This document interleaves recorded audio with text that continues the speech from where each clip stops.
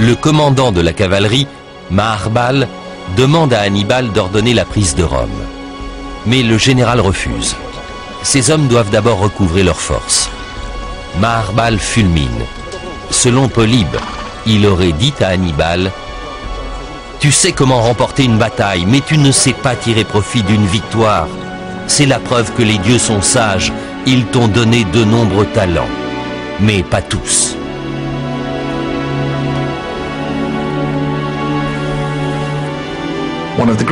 On se demandera toujours ce qui se serait passé si Hannibal avait marché sur Rome juste après son triomphe à Cannes.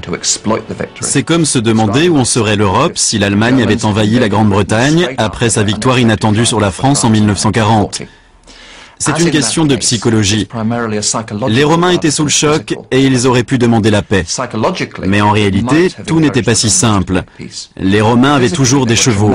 Rome était entourée de hauts murs. L'armée d'Hannibal aurait mis 1 ou 2 semaines à arriver. Pendant ce temps, les Romains auraient pu organiser la résistance. Et n'oublions pas que le siège de villes fortifiées n'a jamais été le fort des Carthaginois. Pourquoi Hannibal attend-il ? Les réponses à cette énigme sont nombreuses. Peut-être ne veut-il pas détruire Rome. Veut-il seulement l'obliger à signer un nouveau traité de paix? S'attend-il à ce que la Confédération italienne s'effondre enfin? Ou peut-être connaît-il simplement ses limites? Selon Tite-Live, Hannibal ordonne à ses hommes d'arracher leurs bagues à tous les soldats romains. Il les met ensuite dans un sac qu'il confie à Magon, son jeune frère. « Apporte-les au sénateur de Carthage, lui dit-il, et transmets-leur un message. »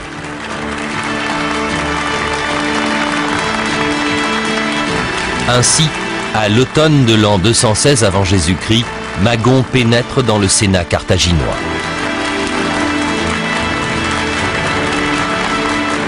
Il déclare à la foule qui l'acclame: « Hannibal a anéanti l'armée romaine. Envoyez-nous des renforts et il réglera définitivement son compte à Rome. » Pour appuyer ses dires, il verse sur le sol les milliers de bagues arrachées aux doigts des Romains vaincus.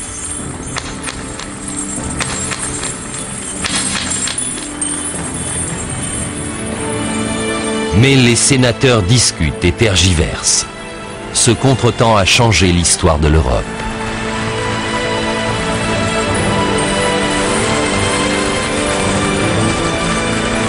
Quand les renforts arrivent enfin, il est trop tard.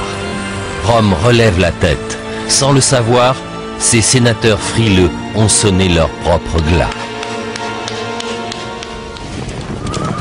Après la défaite de Cannes, les Romains comprennent que tout affrontement direct avec Hannibal est vain. Ils changent donc de tactique et se bornent à gêner sa progression et à harceler ses troupes.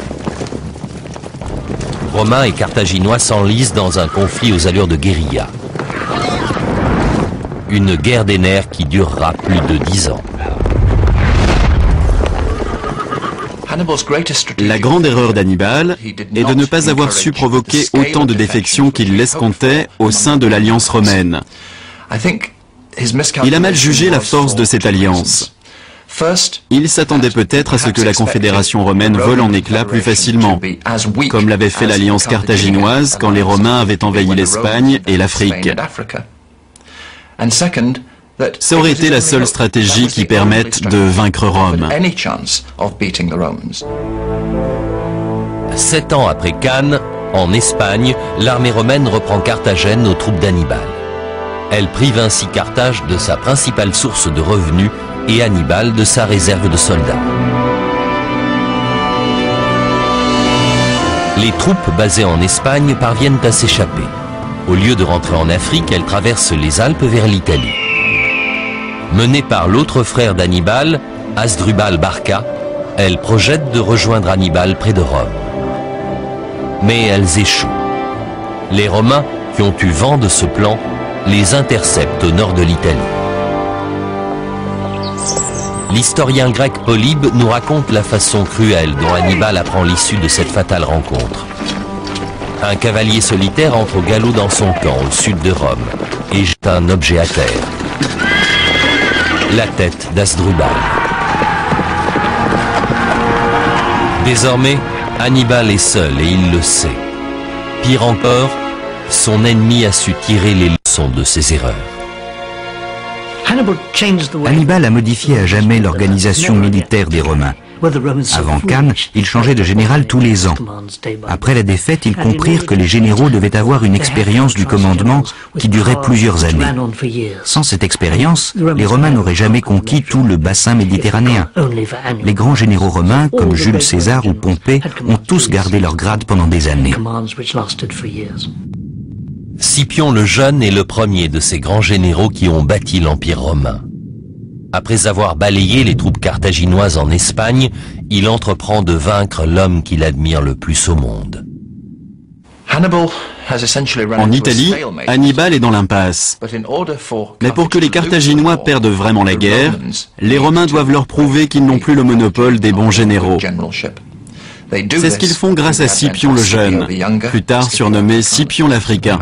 Présent lors de batailles remportées par Hannibal, il a appris à ses dépens le sort terrible qu'un bon commandement pouvait réserver à une armée. En Espagne, puis en Afrique, il mit tout son génie en œuvre pour infliger aux Carthaginois ce qu'Hannibal avait fait subir aux Romains. Scipion décide d'ignorer les troupes d'Hannibal en Italie du Sud et de porter le conflit en Afrique. Il sait qu'Hannibal sera contraint de revenir défendre Carthage. Ainsi, après être resté 13 longues années en Italie, Hannibal rentre enfin en Afrique. Ses hommes s'apprêtent à combattre les Romains à Zama, en Numidie. Cette bataille allait s'avérer décisive. La veille du combat, Hannibal et Scipion se rencontrent pour parlementer. C'est la rencontre des deux plus grands généraux de leur temps. Scipion a un atout dans son jeu. Il a passé un accord avec la cavalerie numide d'Hannibal. Contre une certaine somme d'argent, elle a accepté de changer de camp. Scipion doit maintenant attendre qu'elle arrive. C'est une feinte digne d'Hannibal lui-même et un coup fatal porté aux Carthaginois. À Zama, même le grand Hannibal ne peut rien faire pour éviter le désastre.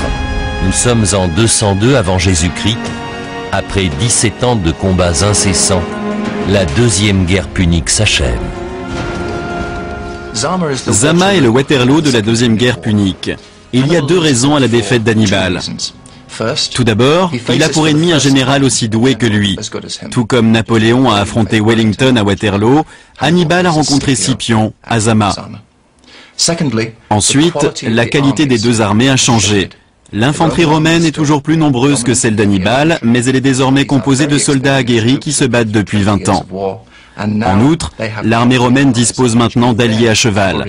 Sa cavalerie jouit donc d'une supériorité numérique, tout comme celle d'Hannibal à Cannes. C'est cette cavalerie qui offre la victoire à Scipion.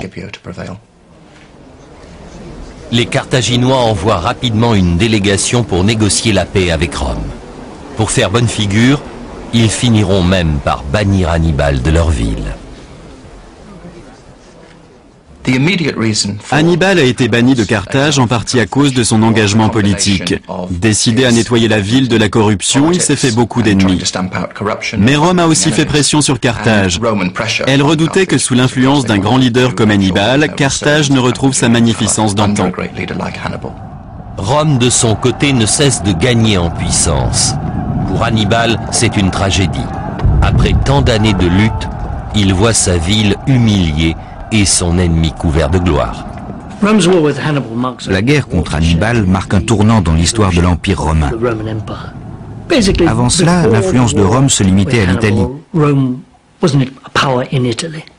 Après, l'Empire s'étend à l'Espagne et à l'Afrique du Nord. Il double ses revenus grâce aux taxes que les Carthaginois lui payent. Pendant la guerre, Hannibal a tenté de s'allier à la Grèce. À peine Carthage vaincue, l'armée romaine s'en prend à ce nouvel ennemi. Donc c'est cette guerre contre Hannibal qui marque le début de la suprématie romaine sur toute la Méditerranée.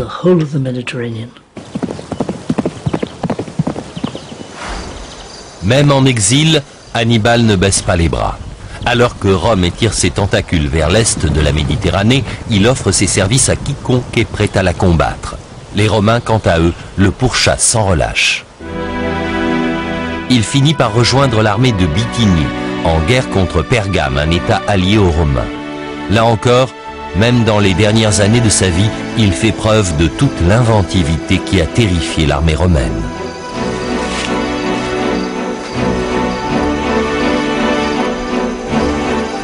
La bataille a lieu sur l'eau.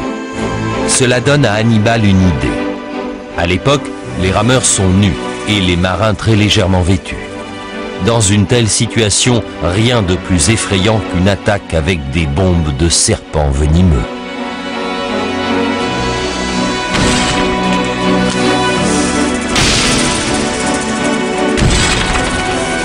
Simple comme bonjour. Dès le début de la bataille, les pots pleins de serpents explosent et sèment la panique. La Bithynie a la victoire assurée.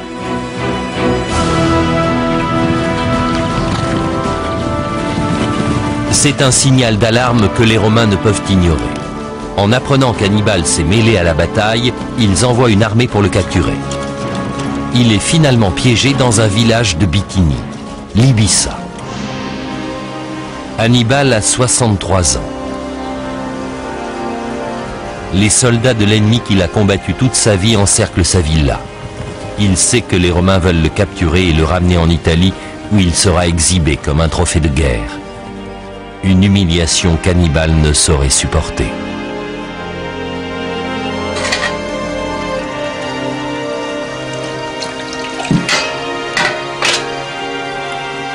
Son ultime victoire est de les priver de cette vengeance.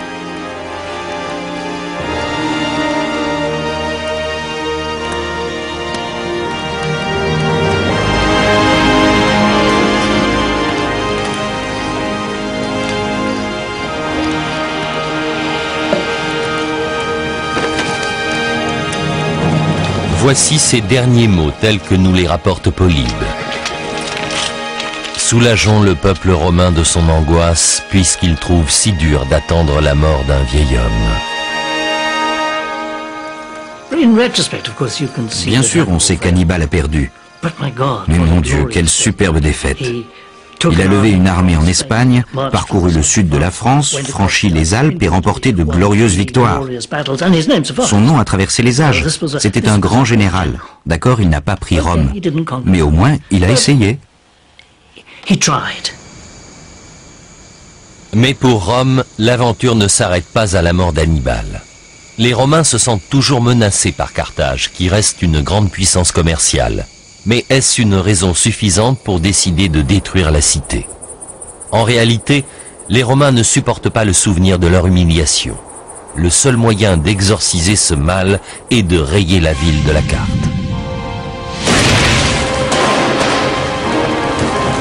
« 35 ans après la mort d'Hannibal, les Romains assiègent Carthage. Il leur faut 3 ans pour mener à bien leur tâche. En 146 avant Jésus-Christ, ils pénètrent dans la cité, massacrent 450 000 personnes et réduisent la ville en cendres. Enfin, pour parachever leur œuvre, ils enterrent les ruines et maudissent solennellement quiconque tentera de les reconstruire.